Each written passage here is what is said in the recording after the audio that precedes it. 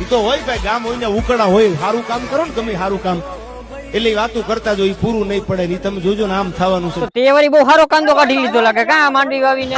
કાંદો તો હવે નીકળશે કેમ કે હાથમાં આવી ગયું છે હરિહંત નું પોટાશ. પોટાશ તો આખું ગામ નાખે છે, તો તારા પોટાશ માં શું છે વળી નવીન એવું? હાલ બતાવું તને. જો આ છે પોટાશોનો બાપ, હરિહંત પોષક પોટાશ, કે જે માર્કેટમાં મળતા બધા દાણાદાર પોટાશ કરતા બધાથી અલગ છે. અને ઓગળવામાં તો હાવ તરત ઓગળી ને એવું દાણાદાર છે. આ અલગ તો એટલે છે કેમ કે આ છે potassium mobilising bacteria bio fertiliser, એટલે પોટાશ થી ભરપૂર ખાતર.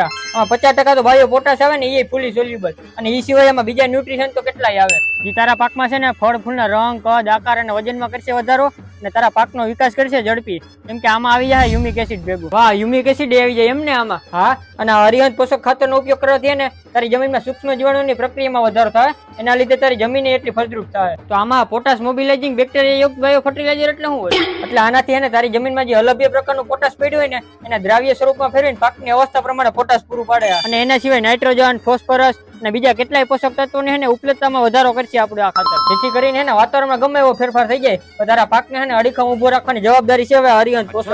ક્યાં ક્યાં પાકમાં હાલ છે? અરે બધાય પાકમાં હાલે મોટા, કેમ કે આ છે પોષક. અને ખાલી 50 કિલો એક એકરમાં નાખી દે અને લે 100% ક્વોલિટી વાળું ઉત્પાદન. તો જાઓ હવે તમારા નજીકના એગ્રોમાં અને લઈ આવો હરિહંત નું પોષક. વધુ કોઈ માહિતી જોતી હોય તો ડિસ્પ્લે પર કંપનીના નંબર આપેલા છે, કરો એમાં ફોન.